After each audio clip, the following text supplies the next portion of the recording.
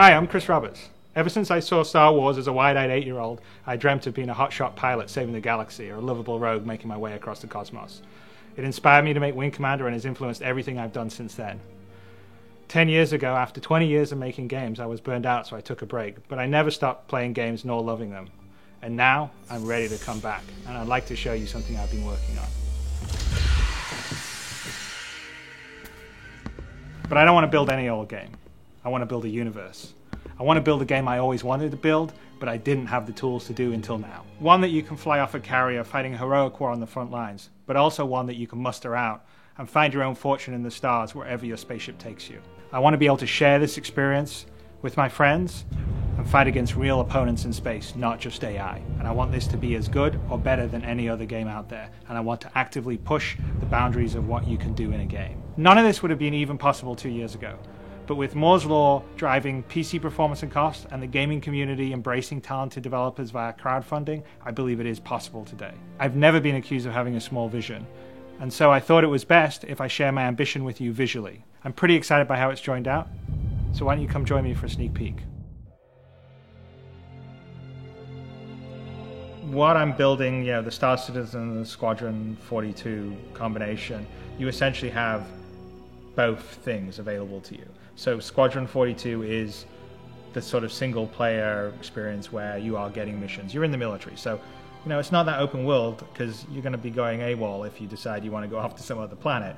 So the idea of it is you serve a campaign, you fly missions, it's branching just like Wing Commander was, and you have exactly that Wing Commander experience with the added bonus of some multiplayer and your friends be able to sort of co-op play with you as wingmen when you fly your missions. But when you finish your tour of duty, you muster out and you're in the wide universe, and then it's open world. You can go where you want, do what you want, choose who you want to be. And the other thing that's nice about this is you don't have to do Squadron 42. You can get into the Star Unit. You can basically decide you're never going to go fight in the military. You can decide that I'm just going to be a merchant or I'm just going to be a pirate. I think what we're talking about here has everything that made Wing Commander great and has everything that made Privateer and Freelancer great. It basically has both things, and the single-player sort of military campaign side sits inside this whole universe in a holistic fashion. The idea is that it should be dynamic. So I've talked about the universe being a living entity and something that's always changing, and it's going to change based on the player's actions. So things that players do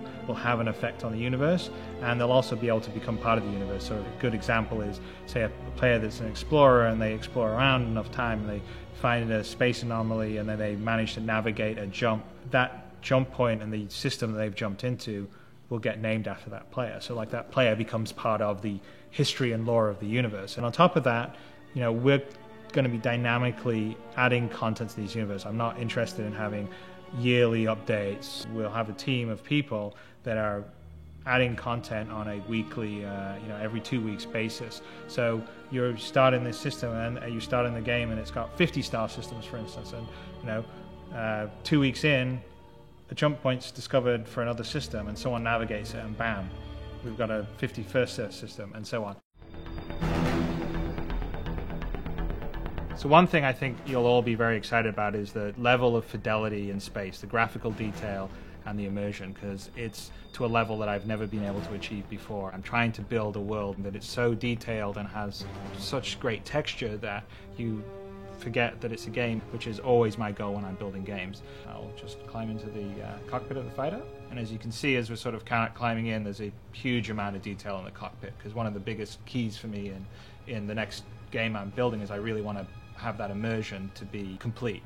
And we're going to do a lot of things that will really push that. Everything inside the cockpit operates and moves and works. If I look around the cockpit, you can see the displays, my hands on the throttle, my hands on the joystick. The whole idea is we're immersed fully in a cockpit that's fully rendered in 3D. So if you issue a command, you hit a button, you'll actually see your character do it in the cockpit. It's all for the immersion. Well, I think immersion is really important for me because I think that you have to really visualize and create a very believable world. So that's one of the reasons why I always sort of really push the visual fidelity, is because I think that helps with the immersiveness.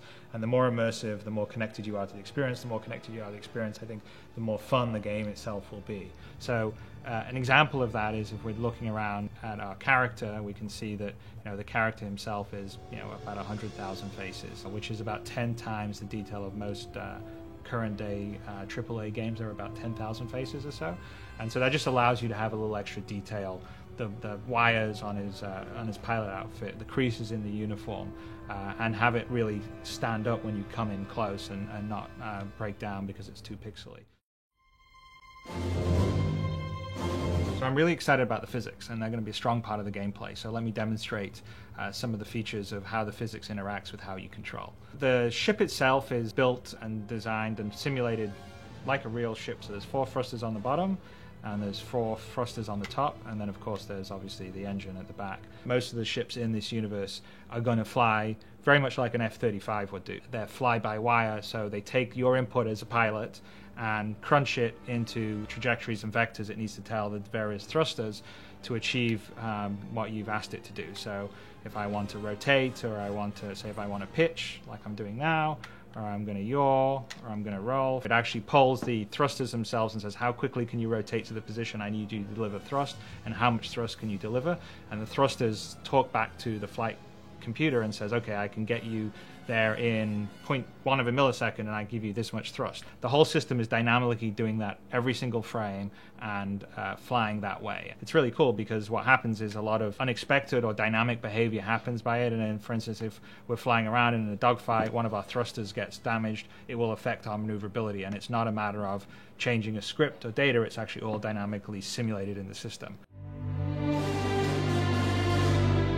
So here's a really great example of the level of scale. I'm going to walk out this corridor and out onto the flight deck, and as you can see, it's huge. The carrier that's in the prototype level is about 1 kilometer in size. It's full of activity and spaceships and people. So one of the things that I'm the most excited by the technology we've been working on is the ability to scale. So we have detail for scale at a human level, so our character's about 1.8 meters in size. Then the same level of detail for a fighter craft that you'll fly, or a bigger craft, which say this fighter craft is 27 meters in size. I'm building a game in a universe that's essentially the universe in the game I would like to play. So it's for gamers like myself. So I wouldn't say that I'm a social, casual gamer that plays Farmville. I mean, I like sophisticated experiences. Well, I'm picking PC over console because PC was what I always used to do in the past, but more importantly, it's because PC is an open platform. PC is always constantly innovating. I really care about the PC. I really want to push the PC to the limit. I think it's a great game platform. I'm really actually quite sad and angry about the situation right now, where it sort of feels like, PC games and PC gamers don't get any respect. It's the medium that is the coolest and the most powerful, and that's really why I'm focused on PC. We're going to allow users to design some spaceships and build them and submit them, and if it passes the standards, then it can get sold in the ship dealers on certain planets, and maybe the person that built that spaceship will be earning money from other players that think that spaceship's cool and want to pay them for it. So one of the things that I like about crowdfunding is cutting out the politics and the noise of the big publisher, and you're dealing directly with the people that want to experience the game that you're making. So one of my main goals whenever I make a game is to really immerse you in the world and universe. And I think you've seen that on what we've been even trying on the website today, and this visual prototype is a demonstration of the direction that I want to take and will be taking. With today's technology, I can do that to a level that I never could have done when I was making Wing Commander all those years ago, or even Freelancer 10 years ago.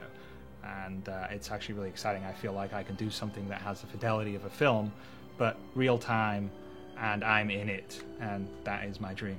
My name is Chris Roberts, and I would like to build a universe with you.